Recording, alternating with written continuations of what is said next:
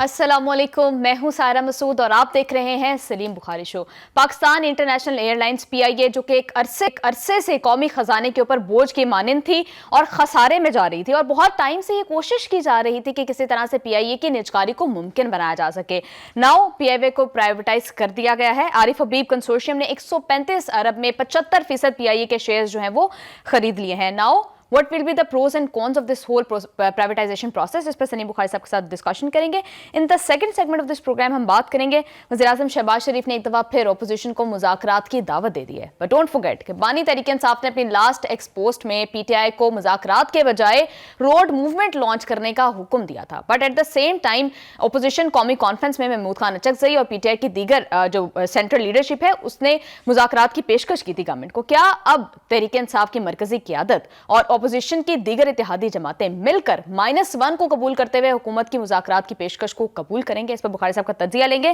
And lastly بات کریں گے فیلڈ مارشل کے حوالے سے اب برطانوی جریدے نے بھی بڑا انٹرسٹنگ آرٹیکل چھاپا ہے، اس کی ڈیٹیلز بھی آپ کے ساتھ شیئر کریں گے۔ تمام ایشوز پر ڈیٹیل ڈسکشن کے لیے بڑھتے ہیں سلیم بخاری صاحب کی جانب۔ بخاری صاحب کیسے ہیں؟ وعلیکم السلام سائرہ، آپ ٹھیک ہیں؟ کیسی ہیں؟ میں بالکل ٹھیک ٹھاک ہوں بخاری صاحب۔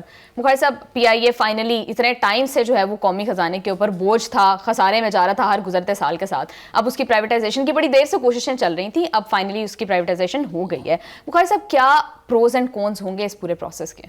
دیکھیں، پہلی بات تو یہ ہے کہ عارف حبیب کنسورشیم کو پی آئی اے کو 135 ارب میں خریدنے پر ہم ان کو مبارکباد پیش کرتے ہیں۔ بالآخر یہ جو ڈیل ہے یہ الٹیمیٹلی فائنل ہو ہی گئی، اتنے عرصے سے نہیں بلکہ کئی سالوں سے ہم سن رہے تھے اس کو پرائیویٹائز کرنا ہے۔ اس کے لیے بے پناہ حکومتوں نے بڑے بلند و بانگ دعوے بھی کیے، پھر بہت ساری کوششیں ایسی بھی ہوئی کہ اس کو فرنٹ مین کھڑا کر کے کسی اونے پونے بیچ دیا جائے۔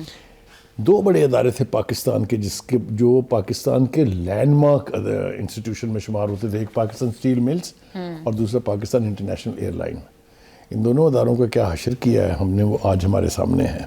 اس سے بدتر حال ہے پاکستان اسٹیل ملز کا، which was once an iconic industry of Pakistan. ٹھیک ہے جی، یہ کیوں ہوا ہے؟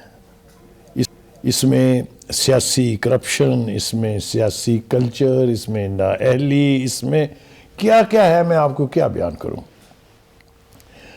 ایک وقت تھا جب پاکستان انٹرنیشنل ایئر لائن دنیا کی 10 بہترین ایئر لائن میں شمار ہوتی تھی، جن میں پین امریکن ہمارے یونائٹڈ اسٹیٹ آف امریکہ کی، کے ایل ایم ہالینڈ کی، لفتھانسا جرمنی کی اور جال جاپنیز ایئر لائن جو ہے، اس قسم کی بڑی ایئر لائنز جو ہیں وہ دنیا میں، ان میں سے ہم 10 میں سے ٹاپ 10 میں سے ایک تھے۔ پھر بخاری صاحب زوال کی وجہ کیا بنا؟ وہ ہوتے ہیں اس سوال کے اوپر پہلے بعد میں آتے ہیں، پہلے یہ دیکھیں کہ اس پر صورتحال ہے کیا۔ پہلی بات تو یہ ہے کہ یہی پی آئی اے دوسرے ملکوں میں جا کے ان ممالک کی ایئر لائنز ترتیب دیتی رہی ہے۔ یہ ایمریٹ ایئر لائن جس کو آج دنیا میں نمبر 1 ایئر لائن کہا جاتا ہے، کس نے بنائی ہے؟ کس نے اس کو ترقی کے منازل طے کرائے؟ ابتدا میں جب یہ ایئر لائن نور خان کے سپرد ہوئی تھی، ایئر چیف مارشل جو نور خان تھے، انہوں نے اس کو بلندیوں کے عروج پر پہنچایا۔ یہ وہی دور ہے جب اس کا لوگو ہوتا تھا great people to fly with, this was the monogram of P I A, اور لوگ اپنے ملکوں کی ایئر لائن چھوڑ کے پی آئی اے میں سفر کرتے تھے۔ اگر آپ کو میں یاد دلاؤں، مومی گل جو پی آئی اے کے اشتہار پر جس خاتون ہوسٹس کی تصویر لگا کرتی تھی، that was considered as a enviable model in the world۔ تو بہت ساری چیزیں پی آئی اے کی ایسی تھیں۔ پی آئی اے صرف پی آئی اے نہیں تھی، اس کے ایسٹس کا کوئی شمار نہیں تھا۔ آپ دیکھیے کہ نیو یارک کے ہارٹ میں، بالکل سینٹرل نیو یارک کے اندر، روز ویلٹ ہوٹل ایک لینڈ مارک بلڈنگ ہے۔ میں تو خیر وہاں کئی مرتبہ جا کے رہا ہوا ہوں، وہ بھی پی آئی اے کی ملکیت تھی۔ اسی طرح سے پی آئی کراچی ایئرپورٹ کے اوپر جو ہوٹل تھا جو ٹرانزٹ پیسنجر کو فیسیلیٹیٹ کرتا تھا، وہ بھی پی آئی اے کی ملکیت تھا۔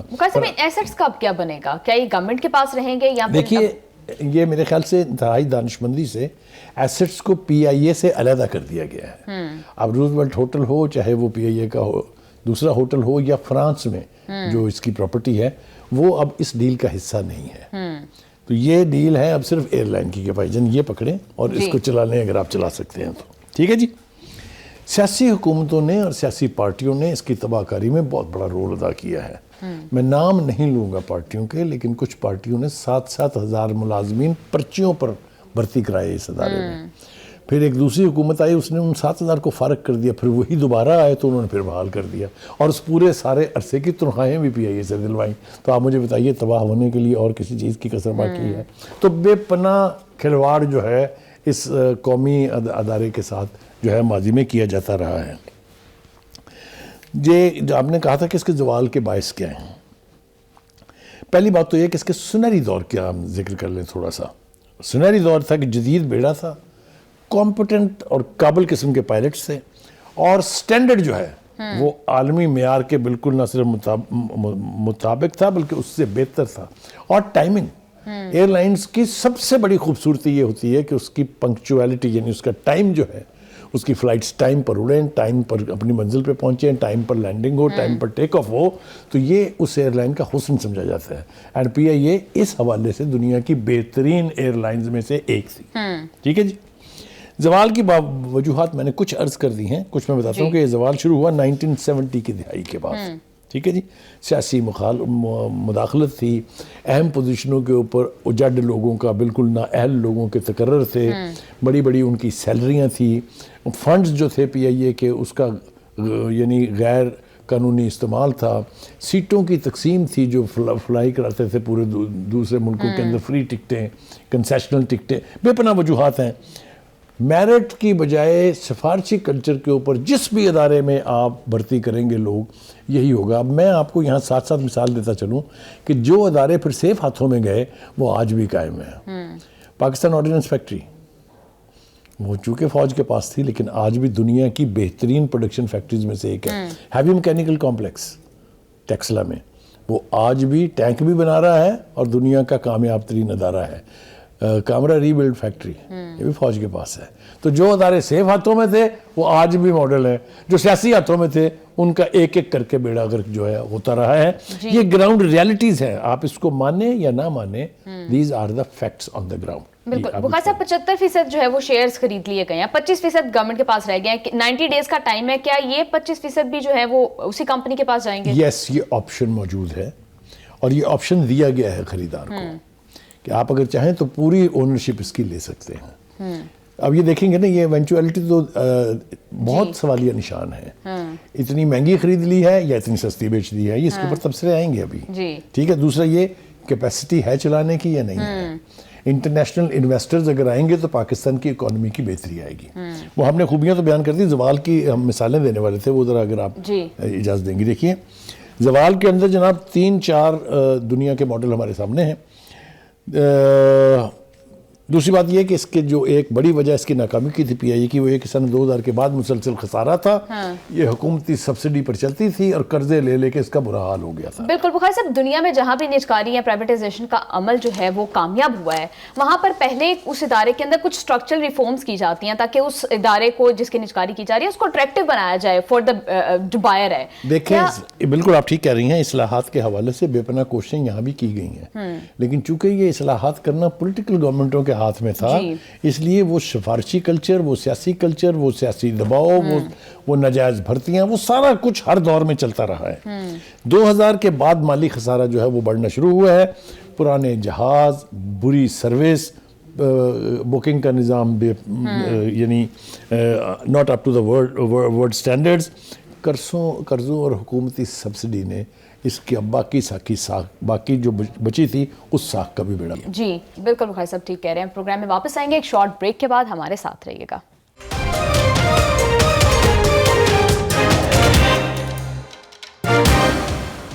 ویلکم بیک ٹو دا شو. بخاری صاحب کچھ ٹارگیٹ سیٹ کیے گئے ہیں فار دا پرائیویٹ کمپنی کہ انہوں نے ایک نمبر آف جو پیسنجرز ہیں ان کو اٹریکٹ کرنا ہے یا کتنے فلیٹ جو ہے اس کو بڑھانا ہے. اگر یہ اہداف یہ کمپنی نہیں حاصل کر سکتی تو پھر کیا گورنمنٹ اس سارے معاہدے کو منسوخ کر سکتی ہے؟ پہلی بات تو یہ کہ یہ آپشن حکومت نے رکھا ہوا ہے کہ اگر آپ اس کو اپنی کمٹمنٹ کے مطابق نہیں چلائیں گے تو یہ واپس لے لی جائے گی. میں اس حوالے سے کچھ انٹرنیشنل چند ماڈلز اگر کہیں آپ تو میں پیش کر دوں. دیکھیں جناب, سب سے کامیاب ماڈل ہے برٹش ایئر ویز کا. اس کی بھی نجکاری ہوئی تھی 1987 میں.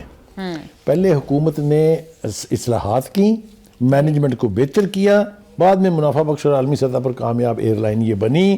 نتیجہ یہ کہ اس کو ایک بہترین ماڈل قرار دیا جاتا ہے کہ نجکاری کا یہ ایک بہترین ماڈل ہے.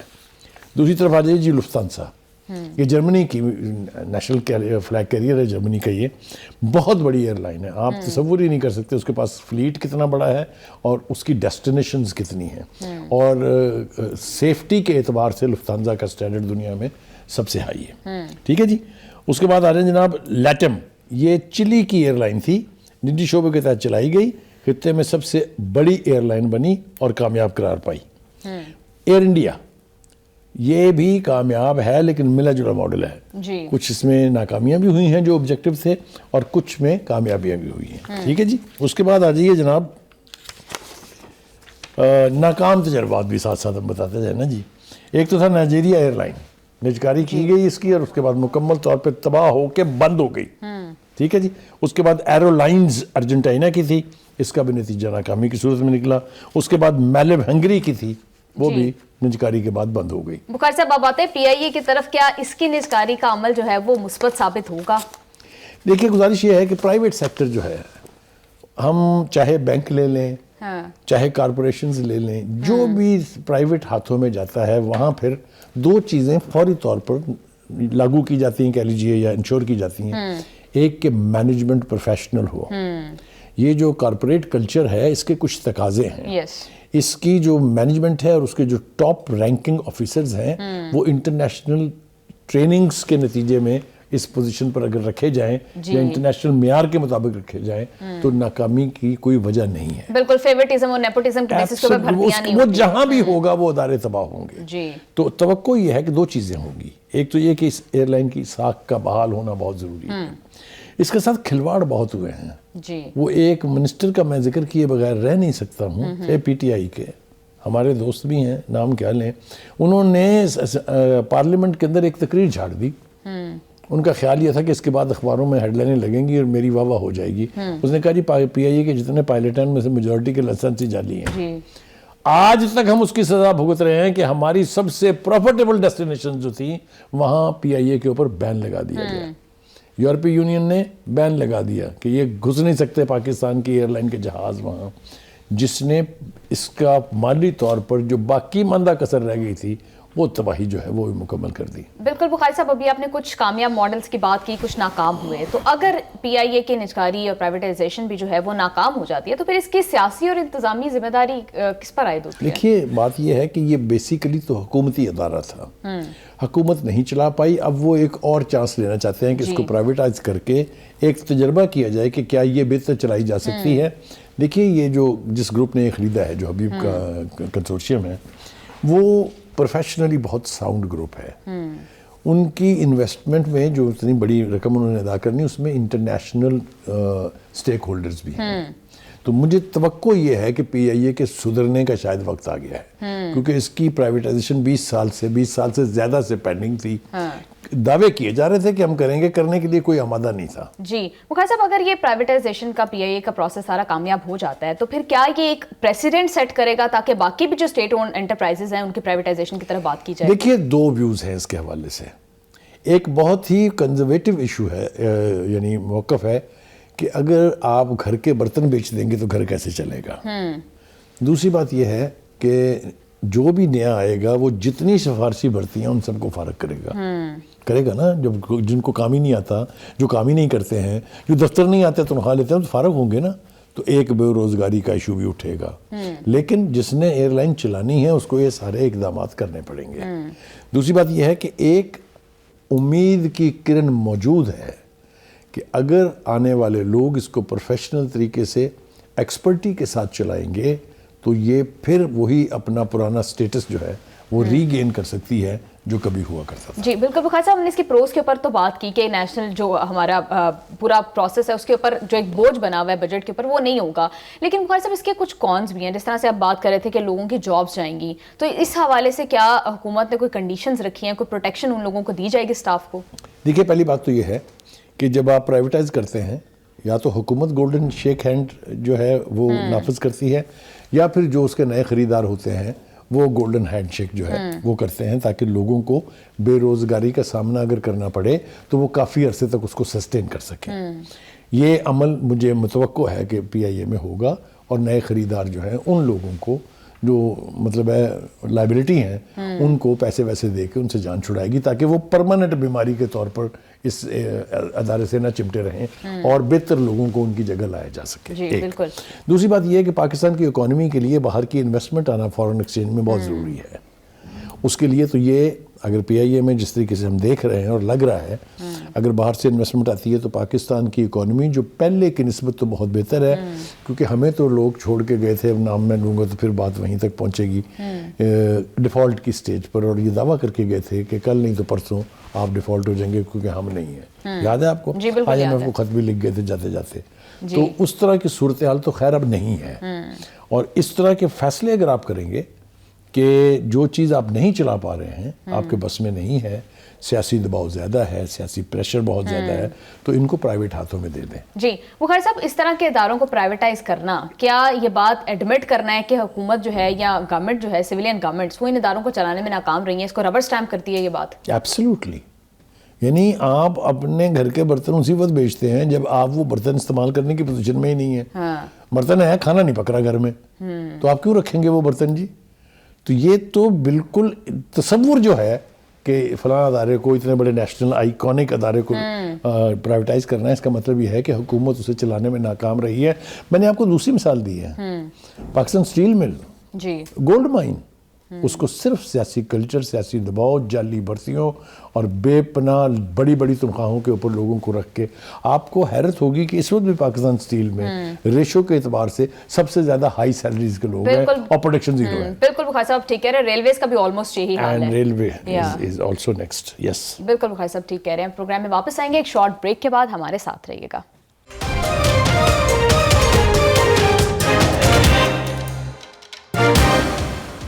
ویلکم بیک ٹو دا شو. بخاری صاحب, ایک طرف تو سچویشن یہ ہے کہ وزیر اعظم صاحب نے اپوزیشن کو ایک دفعہ پھر مذاکرات کی دعوت دے دی ہے. دوسری سائڈ پر سچویشن یہ ہے کہ ایک طرف بانی اپنی ٹویٹ میں کہہ رہے ہیں کہ روڈ شو کرو, روڈ موومنٹ لانچ کرو, اور دوسری طرف محمود خان اچکزئی, علامہ راجہ ناصر عباس اور جو بیرسٹر گوہر اور باقی پی ٹی آئی کی سینٹرل لیڈرشپ ہے وہ مذاکرات کی دعوت دے رہی تھی حکومت کو.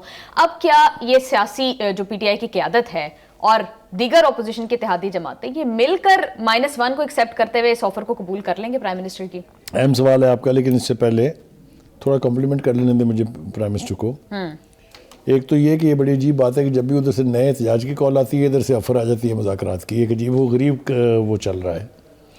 لیکن having said that, it's a good thing. A political government must initiate dialogue with the opposition. یہ ایک آئینی تقاضا بھی ہے اور جمہوری کلچر کا تقاضا بھی ہے کہ government should never close doors for negotiations. یہ تو دیکھیں. لیکن جس بات پہ مجھے بہت زیادہ حیرت ہے وہ یہ ہے کہ یہ پی ٹی آئی کیا چیز ہے. جی بخاری صاحب, پی ٹی آئی کی طرف آنے سے پہلے وزیر اعظم صاحب نے کیا کہا ہے وہ ذرا سن لیتے ہیں تاکہ دونوں سائڈز کا موقف جو ہے وہ ہمارے سامنے. سنائیے جناب, سنائیے. پی ٹی آئی اور ان کے جو ساتھی ہیں جو بات کر رہے ہیں, انہوں نے, میں نے آج اخبار میں پڑھا ہے ڈائلاگ کی, تو میں نے تو اسمبلی میں ڈائلاگ کی ان کو دعوت دی, اس سے پہلے بھی دعوت دی, اس کے بعد بھی دعوت دی. اگر وہ اس کے اوپر تیار ہیں تو گورنمنٹ پاکستان بالکل تیار ہے, کیونکہ پاکستان میں ترقی و خوشحالی کے لیے تمام پولیٹیکل پارٹیز میں حامی ہونی چاہیے. لیکن اس کی آڑ میں غیر قانونی اور بلیک میلنگ وہ نہیں ہو سکتی. جو جائز معاملات ہیں اس کی روشنی میں ڈائلاگ آگے بڑھ سکتا ہے, جس کے لیے میں نے پہلے بھی دعوت دی اور اب بھی میں اس کو ریٹویٹ کر رہا ہوں. جی بخاری صاحب دیکھیے, اس میں نا یہ لولی پاپ کی آفر بھی ہے اور اس میں ساتھ ہی چپیڑ بھی دکھائی جا رہی ہے. یعنی ایک تو پوائنٹ سکورنگ ہے نا کہ ہم دیکھیں جی حکومت تو کہہ رہی ہے مذاکرات کرنے ہیں, لیکن وہ کہہ رہے ہیں کہ behave yourself. If you will come with your eyes down, with your heads down, you are welcome. But if you will come on the road then thank you very much, good knowing you, we don't want to know you either. یہ ہے prime minister کی offer کی best interpretation that I can do. جی صاحب, جب بھی بانی jail سے کوئی اس طرح کی ٹویٹ کرتے ہیں, وہ مزاحمت کی بات کرتے ہیں, روڈ موومنٹ کی بات کرتے ہیں, پروٹیسٹ کی بات کرتے ہیں, تب حکومت اس طرح کے جو ہے وہ مذاکرات کی دعوت دے دیتی ہے. کیا اپنی فیس سیونگ کے لیے کیا جا رہا ہے؟ ایک ایسی پارٹی جو جس کا لیڈر اپنے بیان پر صبح دوپہر شام میں 3 دفعہ پوزیشن تبدیل کرے, اس کے بارے میں اور حکومت کیا کرے؟ یہ مذاکرات جو کھیل رہی ہے نا پی ٹی آئی, آپ کو میں بتا دوں کہ جو یو ٹرن کا کلچر انٹروڈیوس کرایا تھا بانی نے, وہ اب پارٹی کے ہر شخص کی زبان سے ادا ہو رہا ہے. میں اس کو مثالیں دیتا ہوں آپ کو. دیکھیے پہلی بات تو یہ کہ تھرو آؤٹ بانی چلا چلا کے کہتے رہے کہ میں ان چوروں ان ڈاکوؤں سے مذاکرات نہیں کروں گا. ایک لائن. دوسری لائن یہ آئی کہ جی 2024 کا الیکشن جو ہے یہ سارا دھاندلی شدہ ہے, یہ فارم 47 کی پیداوار ہے, ان سے تو بات کرنے کا سوال ہی پیدا نہیں ہوتا. یہ مجھے بتائیں کس کے بیان تھے یہ؟ جی اچھا, پھر ابھی آپ نے دیکھا ایک ہفتہ پہلے تک وہ چلا رہے تھے ہم 3 سال سے انتظار کر رہے ہیں حکومت ہم سے مذاکرات کرے, کوئی ہم سے بات کرنے کے لیے تیار ہی نہیں ہے. اور اب جو لیڈرشپ کر رہی ہے پی ٹی آئی کی اس کے حوالے سے میں اس کی 2-3 مثالیں آپ کے سامنے پیش کروں. بیرسٹر گوہر کہنے کو چیئرمین ہوتے ہیں پارٹی کے, وہ کیا درفندنیاں چھوڑ رہے ہیں ذرا دیکھیے. اچکزئی کے پاس اگر مینڈیٹ ہے تو مذاکرات کر لیں. یعنی آپ یہ دیکھیے کہ بانی پی ٹی آئی نے ان کو اسائن کیا ہے دونوں کو, وہ کہہ رہے ہیں اگر ہے نا کوئی مینڈیٹ تو کر لو بھائی گفتگو, آگے چلیے. اگر مذاکرات نہیں کرنے ہیں ابھی ہونا کا اختیار ہے جی, اور پھر کہہ رہے ہیں کہ بانی نے علیمہ کو کہہ دیا. یہ ابھی ختم نہیں ہوا. اگر علیمہ خان کہہ رہی ہیں کہ کسی کے پاس مذاکرات کا اختیار نہیں تو ایسا مطلب ہے کوئی میسج آ گیا لے لیجیے او یار یہ پارٹی ہے, یہ پارٹی کا چیئرمین ہے. ایک بات.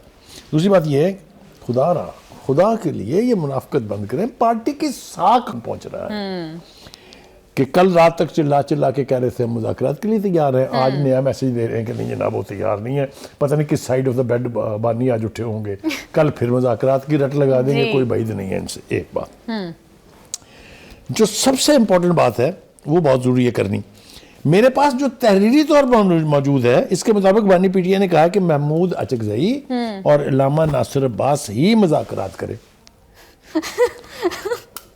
یار خدا کے واسطے یہ وہ اس لیے کہہ رہے ہیں, یعنی میں آپ کو انٹرپریٹیشن بتانے لگوں اس کو, کہ بانی کے پاس مذاکرات کے نتیجے میں جو معاہدہ ہو اس سے فرار کا راستہ محفوظ رہے. جی یو ٹرن ایز آلویز. میں نے بتایا نا آپ کو پارلیمنٹ کے تحت جو مذاکرات ہوئے تھے, مسودہ تیار ہو گیا تھا, وہ دکھانے کے لیے گئے تھے, جو ان کے ساتھ ہوئی وہ تو میں نے بیان کر چکا ہوں, لیکن انہوں نے پچھلے ڈور کھینچ لی. لو مذاکرات یاد ہے نا آپ کو. اچھا جی آگے چلتے ہیں جناب. اب آ جائیے جناب, وہ یہ کہہ رہے ہیں کہ حالات نفرت کی طرف جا رہے ہیں, کب تک ایسا چلے گا؟ وہ بھائی ایک ہی تو چیز کامیابی سے آپ نے کی ہے پاکستان کے معاشرے میں, نفرت تو جو پنپی ہے آپ کے دور سے لے کے اور اب تک, اس کا تو کوئی جواب ہی نہیں, کوئی پیرلل نہیں پاکستان کی تاریخ میں کہ آپس میں سوسائٹی میں اتنی شدید نفرت ہو ایک دوسرے کے خلاف. بخاری صاحب ابھی جو گراؤنڈ ریالٹیز ہیں ہم دیکھ رہے ہیں کہ اسٹیبلشمنٹ تو بات چیت کرنے کے لیے تیار نہیں ہے. پہلے تو حکومتی وزراء بھی یہ کہہ رہے تھے کہ بات چیت کا راستہ جو ہے وہ بند ہو چکا ہے. اب تحریک انصاف کی جو مرکزی قیادت ہے and at the same time Mahmood Khan Achakzai اور دیگر اتحادی اپوزیشن جماعتیں جو ہیں دے فیلٹ بیٹریڈ کہ بانی نے پہلے آپ اس کو اور طرح سے کہیں. جی بانی پی ٹی آئی نے مولانا فضل الرحمان کے بعد ایک دفعہ پھر اچکزئی اور مولانا ناصر عباس کو ماموں بنا دیے. ہاں بخاری صاحب, تو اس کے بعد کیا اب یہ سارے اتحادی مل کر اور خود پی ٹی آئی کی سینٹرل لیڈرشپ -1 پر اگری ہو جائے گی؟ اب تو ان کے پاس جواز ہے. دیکھیے پارٹی کبھی نہیں کرے گی, اس لیے کہ جتنے جگادری ہیں پارٹی کے ان کی ٹوٹل اوقات جو ہے بانی کا نام ہے. ان کی کوئی بیک گراؤنڈ نہیں ہے, ان میں سے کوئی سیاستدان نہیں ہے, ان میں سے کوئی ایسا شخص نہیں ہے جو اپنی بات پہ اڑ جائے. جو اڑ سکتے تھے وہ یا پارٹی چھوڑ گئے ہیں یا ان کوٹ کو لکھپت نکال بیٹھے دیا گیا ہے اور یا کوٹ لکھپت پہ. بالکل آپ نے ٹھیک کہا ہے. ٹھیک بات ہو گئی. اچھا جی آگے چلتے ہیں, رک جائیں. ابھی عمران خان نے بیان دیا کہ جو مذاکرات کرے گا وہ ہمارے ساتھ نہیں ہے. اہل مقام او خدا کے واسطے, ایک طرف تو آپ یہ کہتے ہیں کہ یہ بہن سیاسی نہیں ہے اور اتنا بڑا سیاسی بیان انہوں نے ملاقات کے بعد پیش کر دیا. یہ کیا ہے میری سمجھ سے بالکل بالاتر ہے. آگے دیکھیے وہ یہ کہتے ہیں کہ جب بھی عمران خان احتجاج کی کال دیتے ہیں چوری شدہ مینڈیٹ کے ڈرپوک لوگ فوری مذاکرات پہ آ جاتے ہیں. وہی جو بات آپ پہلے سے کہہ رہے تھے, یہ بات اب میں نہیں مانتا. پہلے میں مان سکتا تھا, میں اس کو انڈورس بھی کر دیتا, لیکن جو کچھ 9 مئی کو ہوا, 9 مئی کے بعد 24 اور 26 نومبر کے درمیان ہوا, اس کے بعد 2 درجن سے زیادہ احتجاج کی کالیں ناکام ہوئی ہیں. اور یہ میں اپنے پاس سے نہیں کہہ رہا ہوں. کیا 25 کے قریب جو پی ٹی آئی کی ڈسٹرکٹ لیول کی لیڈرشپ ہے اس کو شو کاز نوٹسز نہیں جاری ہوئے کہ آپ بندے لانے میں ناکام رہے ہیں؟ کیا یہ کنفیشن نہیں ہے کہ ہمارے جلسے کامیاب نہیں ہوئے؟ تو اب یہ پی ٹی آئی کی روڈ پاور سے ڈر کر حکومت مذاکرات کی دعوت نہیں دے رہی بلکہ گڈ کوپ بننے کے لیے اور فیس سیونگ کے لیے Absolutely, this is just point scoring. This is to maintain a facade کہ دیکھیں جی ہم تو بات چیت کرنے کے لیے تیار ہیں, انہی میں یہ اتفاق نہیں ہے. اور یہ ثابت ہو رہا ہے نا کوئی کہہ رہا ہے ہم نے مذاکرات کرنے ہیں, کوئی کہہ رہا ہے نہیں کرنے, کوئی کہہ رہا ہے تہاڈی مرضی ہے تو تسی کر لو, کوئی کہہ رہا ہے یہ کیا ایک کھچڑی ہے یار, خدا کے واسطے مجھ سے تو نوٹ لینے مشکل ہو گئے تھے اس کے اوپر جی کہ میں کس کی بات کو سمجھوں کہ وہ ویلڈ ہے. آگے چلتے ہیں جناب. بخاری صاحب جب آپ یہ بات کر رہے ہیں کہ گورنمنٹ بھی پوائنٹ سکورنگ کے لیے صرف مذاکرات کی بات کر رہی ہے, تو اٹ مینس کہ دونوں سائڈ ہی مذاکرات کے لیے سنجیدہ نہیں ہے اور سیاسی راستہ نہیں نکالنا چاہتے. دیکھیے ایک تو آفر کیا جا رہا ہے, حکومت کے تو پوائنٹس بنے ہوئے ہیں کہ جی ہم تو مذاکرات کرنا چاہتے ہیں. ہاں جی, وہ جو مذاکرات کرنے کے لیے جن کو اختیار دیتے ہیں وہ اختیار ماننے کے لیے خود پارٹی تیار نہیں ہے. جو مذاکرات کی کوششیں ہوئیں کسی حد تک آگے بڑھی وہ بانی صاحب نے سبٹیج کر دی. تو ایک عجیب و غریب قسم کی بات ہے. اور ایک اور بڑی مزیدار ہے, بانی نے کہا ہے, یہ علیمہ خان صاحبہ بتا رہی ہیں جو غیر سیاسی ہیں, کہ ان سے کیا بات کریں, یہ تو ملازمت کر رہے ہیں. یعنی وہ حکومت کو کہہ رہے ہیں کہ یہ تو فوج کے ملازم ہیں. Very good. جن کی ملازمت کرنے کا آپ الزام لگا رہے ہیں انہوں نے 4 مرتبہ آپ کو پوائنٹ بلینک کہا ہے we are not interested to talk to you. جتنا ڈی گریڈنگ جملہ DGISPR نے کہا تھا, اگر وہ مجھے اس کے باوجود بھی کہیں کہ مجھے آفر کریں میں کبھی بات نہیں کروں گا ان سے. اس نے کہا تھا کہ اگر بانی صاحب تسی ہن سانو دوبارہ خط لکھیا, اسی پہلی گل تو یہ کہ انہوں ریسیو نہیں کرنا, اور دوسری گل یہ ہے کہ اسی انہوں دی ٹوکری چھٹیں گا. This is just degrading, this is insult. اس کے باوجود بھی آپ نے رو لگائی ہے ان سے. کیوں؟ ان کا خیال یہ ہے کہ جنہوں نے مجھے اقتدار کی سیڑھیاں چڑھائی, جنہوں نے مجھے اقتدار سے ہٹایا, وہی مجھے دوبارہ اقتدار کی سیڑھی پہ چڑھائیں گے. لیکن بخاری صاحب وہ تو ان سے بات کرنے کے لیے تیار نہیں, تو بانی کس پر ریلائی کر رہے ہیں؟ اللہ پہ اور اپنی امید پہ. اب اللہ تعالیٰ جو ہے وہ کافی مصروف ہے, پوری دنیا چلانی ہوتی ہے انہوں نے, وہ صرف وڈیالہ کے 804 کے اوپر تو فوکس نہیں کر سکتے نا. Any way, having said that, آگے چلتے ہیں. میں نے کہا تھا کہ بانی نے سہیل افریدی کو کہہ دیا کہ تیاری پکڑو سڑکوں پہ نکلیں. ٹھیک ہے, سڑکوں پہ نکلنے سے یہ ایشو حل ہونے والا نہیں ہے, کیونکہ ہر گزرتے دن کے ساتھ آپ کی سٹریٹ پاور کم ہو رہی ہے. یہ میرا جعلی دعویٰ نہیں ہے, یہ حقائق ہیں سڑک کے اوپر جو دنیا دیکھ رہی ہے. بالکل ٹھیک ہے, اس سے تو یہ نہیں ہونا. دوسری ان کی توقع تھی کہ عدلیہ سے ہمیں اسی طرح کی سہولت کاری ملے گی جس طرح پہلے ملتی تھی, جو افتخاری, ثاقبی, کھوسوی, گلزاری اور بندیالی عدلیہ تھی جس میں مجرم کو کہا جاتا تھا گڈ ٹو سی یو. اب یہ نہیں ہے. عدالتوں سے سہولت کاری نہیں مل رہی, اسٹیبلشمنٹ سے سرپرستی نہیں مل رہی, تو جائیں تو کہاں جائیں گے؟ بالکل بخاری صاحب, لیکن یہی میرا سوال ہے کہ پھر راستہ نکلے گا کس طرح سے؟ بانی کس سے امید لگا کر بیٹھے ہوئے ہیں؟ حکومت بھی آپ بتا رہے ہیں کہ مذاکرات کے لیے سنجیدہ نہیں, صرف پوائنٹ سکورنگ کے لیے ایسی بات کر رہی ہے. Opposition has to be firm in its decisions. لیکن بخاری صاحب اپوزیشن کے پاس صرف بانی ہے اپوزیشن, باقی کسی کے پاس تو اختیار ہی نہیں ہے کوئی فیصلہ کرنے کا. بالکل, یہ بات آپ ٹھیک کر رہے ہیں, لیکن یہ بات بانی کو ہی نہیں سمجھ آ رہی, نہ اس کی پارٹی کو سمجھ آ رہی ہے. آپ مجھے بتائیں بانی صاحب کیا کر رہے ہیں؟ بانی صاحب نیشنل اسمبلی میں اپوزیشن لیڈر بنا رہے ہیں دوسری پارٹی کا بندہ جس کے پاس ایک سیٹ ہے. سینٹ میں ایسے بندے کو بنا رہے ہیں جس کا پارٹی سے کوئی تعلق نہیں ہے, وہ بھی 2 پارٹیوں ٹانگے کی سواریوں کا لیڈر ہے. جب یہ ایٹیچیوڈ ہوگا مذاکرات کے لیے, آپ پھر ان 2 کو نومینیٹ کر رہے ہیں, آپ کی پارٹی میں کوئی بندہ ہی نہیں ہے, تو آپ کیا پارٹی ہیں؟ اور بخاری صاحب شاید حکومت کو بھی یہ نہیں پتا کہ مذاکرات کرنے کس کے ساتھ ہیں. کیا محمود خان اچکزئی کے ساتھ کر رہے ہیں, بیرسٹر گوہر کے ساتھ کر رہے ہیں, علیمہ خان کے ساتھ کر رہے ہیں, کس کے ساتھ مذاکرات کر رہے ہیں؟ دیکھیے حکومت تو جو بھی PTI کی طرف سے آئے گا اس کے ساتھ بات چیت کرنے پہ مجبور ہے. کامیاب ہوں یا نہ ہوں یہ ایک الگ بات ہے. حکومت خود نہ چاہتی ہو کامیاب ہوں, لیکن مذاکرات انہیں سے کرے گی جن کو بانی نومینیٹ کریں گے. ٹھیک ہے. بخاری صاحب بانی نے پہلے تو روڈ موومنٹ کا کہا, اب جب وزیر اعظم کی طرف سے یہ بات سامنے آ گئی ہے, انہوں نے کھلم کھلا اس بات کی پیشکش کر دی ہے, دعوت دے دی ہے, کیا PTI اب اس کو قبول کرے گی؟ اب تو ان کے پاس چانس ہے کہ وہ جواز ہے ان کے پاس. اپنے لیے مشکلات پیدا کر رہے ہیں. اس حکومت کی پرائم منسٹر لیول پر آفر کا جواب انہوں نے دیا ہے کہ جی 8 فروری کو آپ جو ہے مظاہروں کے لیے تیار ہو جائیں پورے ملک میں. آپ مجھے یہ بتائیے کہ اس دھمکی کے اوپر کون مذاکرات کرے گا ان سے؟ دوسری بات یہ ہے کہ یہ جو سہیل افریدی صاحب جو ہیں, ان کو رکھا ہی اس لیے گیا تھا کہ وہ اس کمپین میں دوبارہ جان ڈالیں گے جو جان تھی علی امین گنڈاپور کے ہوتے ہوئے یا اس سے پہلے شیر افضل مروت کے ہوتے ہوئے. وہ وقت تو گئے بیت. ان دونوں کو آپ نے کک ماری ہے فٹ بال کی طرح پارٹی سے نکال دیا, ایک پاسے کر دیا, ایک فوٹے لائن لگ گیا ہے, دوسرے پارٹی سے نکال دیا ہے. بالکل. اب آپ ایک لمحہ اور دیں مجھے بھی. جی بالکل بالکل. ایک ہمارے انتہائی قابل احترام جو مولانا فضل الرحمان صاحب ہیں, ان کی بھی اب آج کل کوئی سمجھ نہیں آ رہی ہے کچھ. کافی سلو ہو گئے ہیں بخاری صاحب. دیکھیے اگر یہ JUI کا موقف ہے کہ 2018 اور 2024 کے الیکشن آئینی تھے, عام انتخابات دوبارہ غیر آئینی تھے, عام انتخابات دوبارہ ہونے چاہیے, تو میں پوچھنا چاہتا ہوں مولانا سے کہ مولانا آپ پھر ان اسمبلیوں میں بیٹھے کیوں تھے؟ جی آپ نے اسی جعلی مینڈیٹ کے تحت بننے والی حکومت کے ساتھ مذاکرات کیوں کیے؟ بالکل. آپ نے اسی کے تحت بننے والی حکومت کے ساتھ مل کے 26ویں آئینی ترمیم پر ووٹ کیوں دی ہے؟ یار یہ کیا ہو رہا ہے؟ کسی کا کوئی اعتبار ہی نہیں ہے, کسی کا کچھ پتہ ہی نہیں ہے کس وقت کون سی کروٹ بدلے گا. جی بالکل بالکل بخاری صاحب ٹھیک ہے. ایک کھچڑی سی پکی ہوئی ہے سیاسی منظرنامے پر. پروگرام میں واپس آئیں گے ایک شارٹ بریک کے بعد, ہمارے ساتھ رہیے.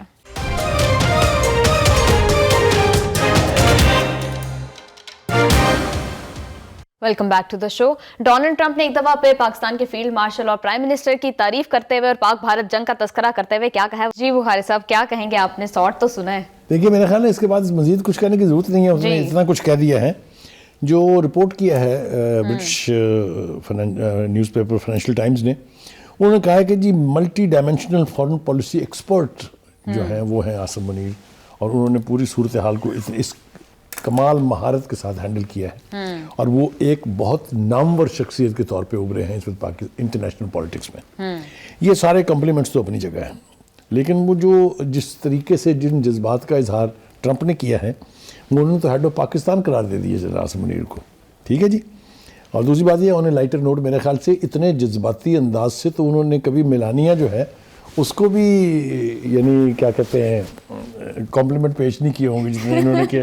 پتہ یہ چلا جی کہ عاصم ساڈا شیر ہے کہ باقی ہیر پھیر ہے. ایک تو یہ ہو گیا. دوسری بات یہ ہے کہ واقعتاً یہ بات درست ہے کہ انٹرنیشنل پالیٹکس میں اور ڈپلومیسی میں Asim Munir has a role. بالکل. وہ جو بھارت کی کوشش تھی, وہ جو بھارت کا مقام تھا انٹرنیشنل ارینا میں, وہ اب نہیں ہے. بالکل. چاہے وہ جنگ اس کی وجہ بنی ہے, چاہے پاکستان کے موقف کو جس طریقے سے پیش کیا گیا ہے. جتنے انٹرنیشنل ٹریولز ہیں پرائم منسٹر کے, ان میں 90% میں نے کل بھی کہا تھا زیادہ میں جنرل منیر ان کے ساتھ تھے. تمام ورلڈ لیڈرشپ کے ساتھ ان کا انٹریکشن ہوا ہے, تو ان میں وہ کیپیسٹی ہے that he can talk to all of them at equal levels. And that is the compliment what President Trump is بالکل بخاری صاحب, پاکستان کی بہت زیادہ انٹرنیشنلی امیج امپروو ہوئی ہے. آپ بالکل ٹھیک کہہ رہے ہیں. Thank you so much sir for your analysis. Program کا ٹائم ہو گیا ختم. سی یو آل ٹمورو. اللہ حافظ.